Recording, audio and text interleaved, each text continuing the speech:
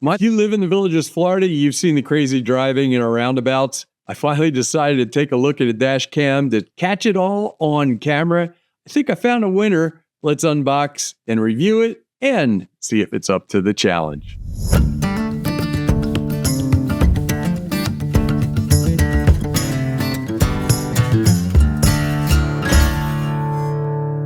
Hey everyone, I'm Rusty Nelson down in the Villages, Florida's premier 55 and over retirement community, and I'm going to unbox the Terunsoul D016 front and rear 4K dash cam. I'm also going to install the Hardwire kit to see how the 24-hour parking mode and the voltage monitor handles recording it automatically. That's right, it will automatically start recording even if you're not there and you get bumped, say in a parking lot.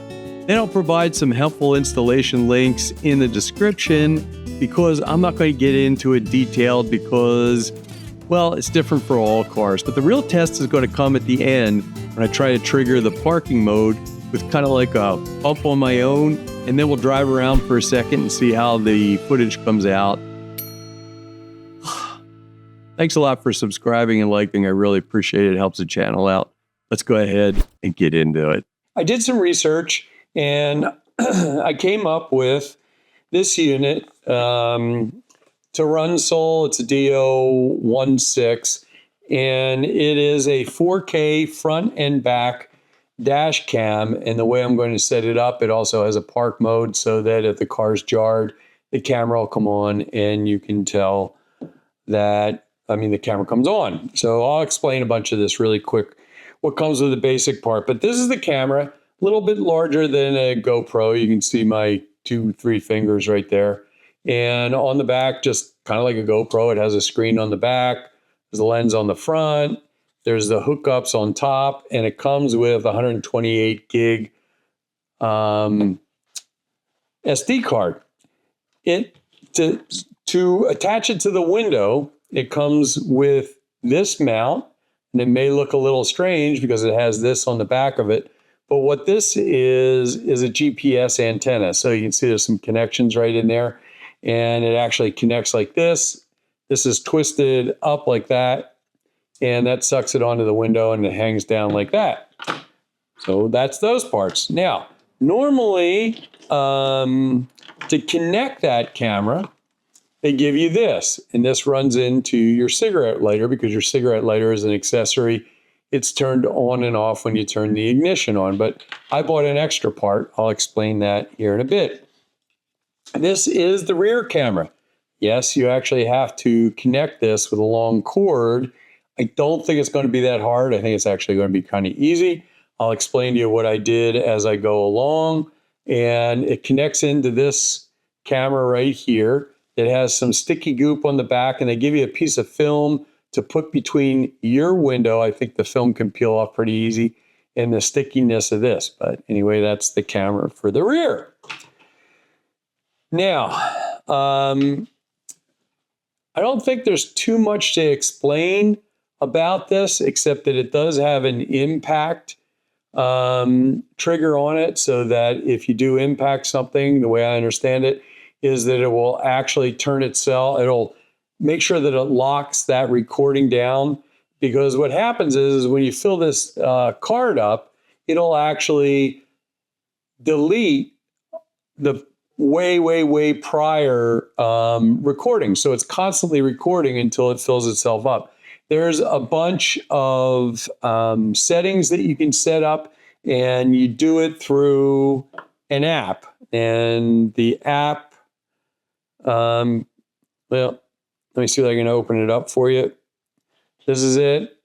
And I already went through the process of setting this up. What I did was, you can just use a regular USB connection, but I actually hooked this up to the car to see whether it would work. And I ran through the setup. It was very easy. It connected very easy. There wasn't a problem connecting it. That's that. Now, to get into a little bit more detail, I actually bought this. This is from the same company, although there are takeoffs from other companies, but I think this one was like 10 bucks more. And I thought, you know what, I'm just going to buy the one from the company that actually made the camera. So what is this exactly? This is the unit right here. I'm going to tap the back of this. This is the unit right here.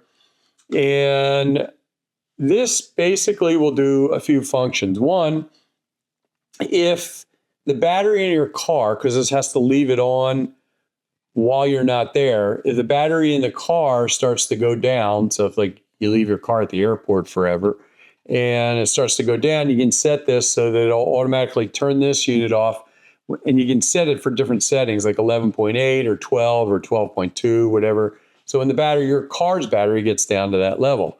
What you have to do to hook this up is a little, this is probably the most difficult of the whole thing, and I don't think it's that difficult. If you know anything about the circuit breakers in a car or that panel, some of those slots are on all the time. In other words, they're running into the circuit breakers all the time. Other ones are connected to the accessory, like the cigarette lighter circuit breaker. Let me jump in here really quick and explain this. The reason there's two wires that come off of there is one is hooked up to a constantly on circuit breaker. And you'll see this as we go on. The other one is set to a circuit breaker that actually turns on and off with the ignition. And what this does is signal to the unit, hey, I need to go over and get power from one that's constantly on, but it lets it know whether the car is actually running or not. And then the third wire goes to the ground. Let's go back. So this has to be hooked into that circuit breaker box, and they got kind of a neat way to do it. This right here, the black line right here, goes on to your ground. So it just goes close by. I've already checked that out. I got one really close by. This red one actually goes to one of the circuit breakers that is an accessory. So for me, it just so happens I'm going to hook it up to the cigarette lighters. The yellow one goes to the battery, and it's actually labeled real tiny right there. It goes to the battery, goes to a circuit breaker that is constantly on in the car. In other words, there's something that triggers that. Now, I will put a video. There's a guy that did a pretty good video of it down below of him actually going through that. I don't want to go through the contortions. I'm 60-some years old. I don't want to junk my camera down there, take it down there. Now, how do you do that? Well, this is how you do that. In most cars, if you have a manual, it'll tell you what circuit breakers are close by. Now, it just so happens this is a diagram of the circuit breaker panel that is right on by the left knee of the driver. So it's right down under the light switch and everything else. And on there, some of these are open. There's nothing in there, and they're wired, so they're hot. They give you a little tester like this. Now, naturally, you just go back and just plug this into the cigarette lighter, but you're not going to have those other things.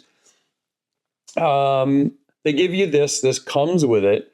You connect this to the ground in the car, and then you're going to check to see which circuit breakers are constantly on and which ones are connected to the accessories. So on here, I just looked up the circuit breaker for the cigarette lighter, and I already found that one.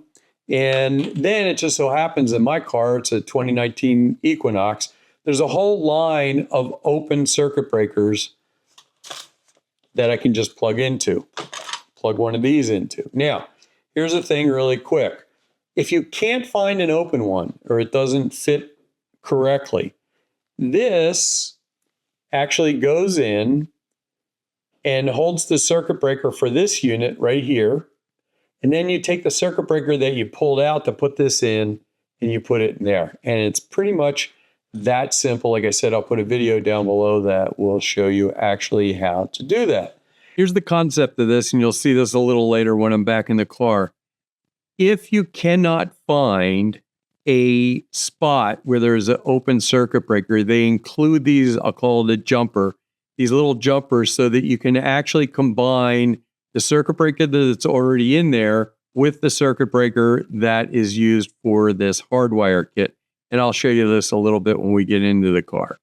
This is where I went into the car and I went to go hook up to the circuit breaker box. Now remember, one goes to a constantly on circuit breaker, One goes to one that's switched on and off circuit breaker, which I use the cigarette lighter. You want to make sure you're not using something that is like one of the computer systems or the brake systems or something like that, because you don't want to interrupt that.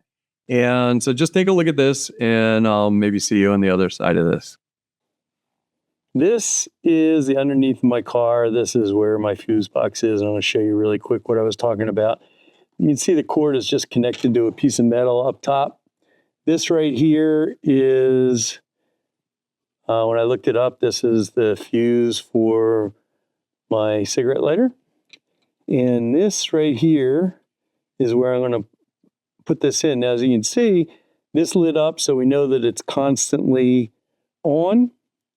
And if I move this over to the other side, it's off, it doesn't light. So that means this side is the power side. So you gotta make sure you put that fuse in right.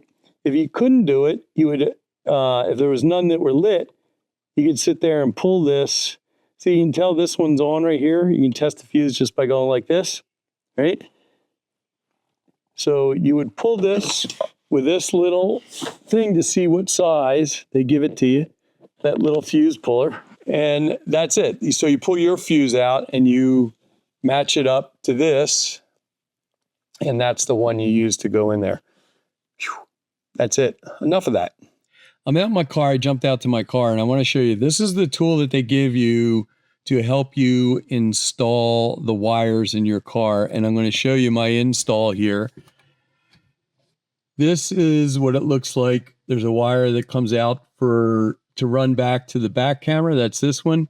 And this one runs to the power. So I ran the power that way and down that side of the window like that. And then I took this wire and ran it up along here and back up. And then it ran all the way to the back. And we'll show you that in a second. But I wanted to show you this little tool. Basically all you're doing is, and watch under here because this is where an airbag is in a lot of the cars. You can just take this and kind of go like this, and this will help you bury it. It's buried right back in there. Or you can just kind of pull this out with this tool. Now I actually have a whole set of these tools, which kind of helped out rather than just one small one because I have a little bit larger ones.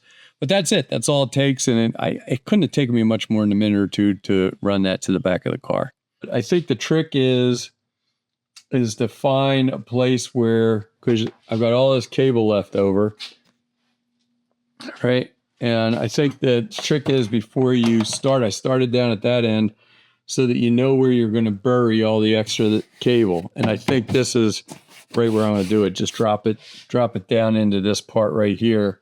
And then run it up. Don't forget when you install this to leave enough room, if you have a hatchback like this, to open it up. And it's going to run under here. And I will put this back up. And there we go. It took about 2 minutes. Ran the wire up under here. Comes up under here. There's enough room for it to work with. Comes right up. And then eventually I'll have to adjust this right here. My thoughts on the installation, the biggest part is just to make sure you get the wiring right. But like I said, I'll include some links where people talk about that pretty good. I don't think it was that hard. It was probably a little bit harder for me because I had to take the camera along with me and do that type of thing. But all in all, not bad, but it's in there now. So let's go and take a test drive and see whether it works. Also, after that, I will show you how to look the files up, what they look like on here. And we'll find out whether that bumping the car while it's parked works. And also, I found a free GPS player that I tried using, which is pretty good. So let's go out and take a test drive. I'm out in the car, and I actually discovered something. So I got to change up the game plan a little bit. Here's something that can trip you up. You cannot have the time-lapse setting on and do the parking mode also, because when the time-lapse setting takes priority, what that is the car will just sit there and it'll always be on clicking pictures for however long you set it for. So I had to go turn that off. Now I'm going to turn around, go out. It's afternoon, and I'm going to go out for a ride. Then I'm going to go park the car and get out. Now, I will tell you one thing. I'm going to shut the door and show you something. So watch this, right? I have it set on high, the sensitivity. I did that, and now the camera actually comes on. So that's how you know it's actually working. So when you have the parking mode on, when it comes on like that, it only stays on for 15 seconds. The problem is it's not instantaneous. It takes about 2 seconds for it to get started. So I guess if you had somebody hit you and they ran away, they may not catch them. But let's go out and give it a try, drive around and see what the video looks like. I thought this might be interesting just to take a look at. This is the actual files that come out of the camera itself. So let's start, and we'll just look. Here is the video, and as you can see, it's divided up into front and rear. And we'll just fire up one of these videos right here. And there you go. That's what it looks like. It's straight off the card. I didn't even download it. So this is turning down a street. Now, if I turn around and I go back out and I go to the rear file,